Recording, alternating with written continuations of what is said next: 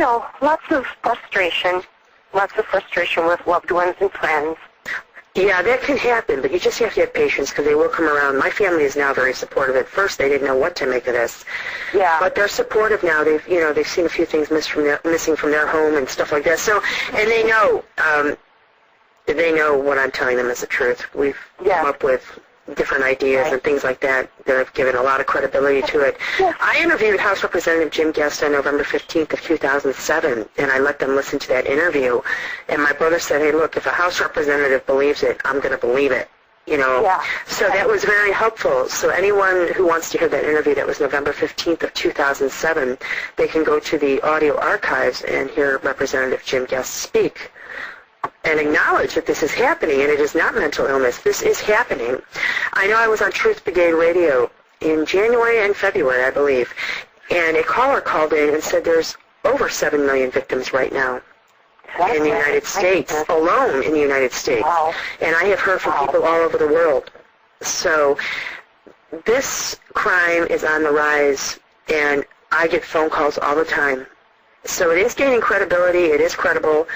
And as a target, I'm not afraid to come out anymore. I want people to know because I don't want this to happen to them. And if they see signs of it, I want them to be able to get in touch with someone right away. Yes. Get in there right away. That is so important because I can't tell you the aloneness I felt. Family and friends not believing me, employers not believing me, people who have known me since I was a small child not believing me. And I realized, I thought, well, gee, I must really lack credibility. And then I thought, and I've been telling people, I said, have you ever known me to be a liar? Do you know me to be an exaggerator of the truth? And everybody would have to say, no, Lisa, we've never known you to be a liar or one who exaggerates. Then I said, why would I be making this up? Where would I even get such a fanciful, crazy story? Why would I do that? And I think that sort of shuts them up because of my character, and they've known me in the past. So they don't know what to think. You did the right thing. You said it very clearly and intelligently and credibly. You didn't get upset, and that's a big thing. Like I said, you have to maintain your composure, or you will lose your standing. So one other thing I wanted to mention, and that was about when I contacted the FBI. Mm-hmm. When I contacted an FBI agent here in Milwaukee, they became very angry. This agent became very angry, very agitated, to the point almost of being shrill, shrieking, hysterical, abusive. I have never been treated like that in my life. When I got off the phone, I called Senator Feingold's office to complain about the treatment I had received. This agent, it was a female agent, she was absolutely beside herself. And I couldn't believe it. I was shocked. You would have thought she was the one being attacked by her behavior, by how extreme her agitation and how uncomfortable and how emotional she became over the whole thing. And she would hear nothing of it. She said, basically, it's mental illness, you people, referring to us as you people, the fellow in California who was trying to advise me and give me some help when I couldn't find anyone else who could help me. She said, he's just trying to take your money, and it was pretty ridiculous, her attitude. Well, it's unfortunate you can't get... Was she an agent, or was she an actual field agent, or was she somebody who answered the phone? She claimed to be an agent.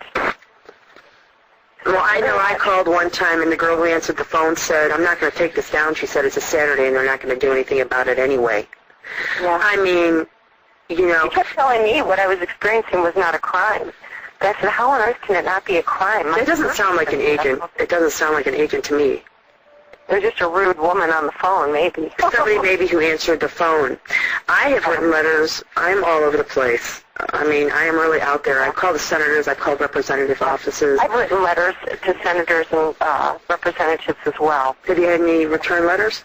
Not even a return letter, no. See, part of the problem is it's not that always the senators or the congressmen. Sometimes it's the office help that feels that they don't want to pass it on, because I've received a few phone calls from office help who did not know what they were talking about and who should not have been reading those letters. This is terrorism.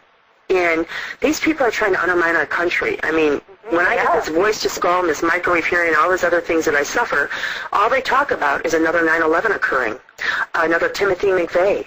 You know, I'm not going to let that happen, so I start writing letters, and some receptionist or secretary calls and says, yeah, we don't handle this.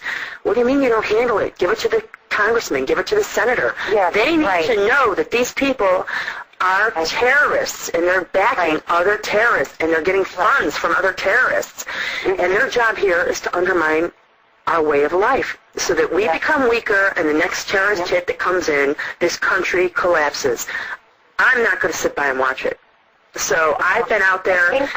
I've written to the president. I've done everything, and I did get an excellent response from Jim Guest's office. And like I said, he came forward and he acknowledged that these weapons have fallen into the hands of the wrong people, that organized stalking victims are not mentally ill, that we are very credible. And it was such a pleasure to interview him because he was very professional. He really cares about this country.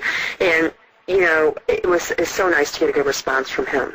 So you might have to go back and listen to that interview. I'll have to listen to that. I haven't heard it, and I'll have to do that. Yeah, but I've run into my frustration, too, with these office people. You know, I had asked me if I was crazy, and I said, look at my package and look at the letter behind it. There's a letter from a House representative there. As soon as he saw that letter, he said, oh.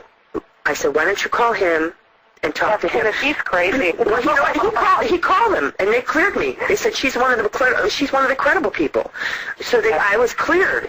You know, I said, look, I'm not writing you because I really want help for myself. I said that would be nice, but I'm writing you to let you know that these people are terrorists, and they are inside our country, and they're against us. So someone better take action now.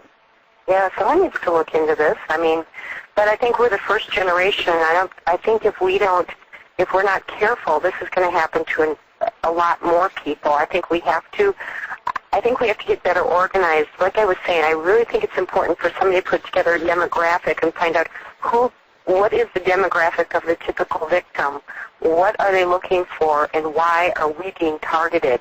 I think that might help. If we can figure that out, we might figure out who is actually doing this.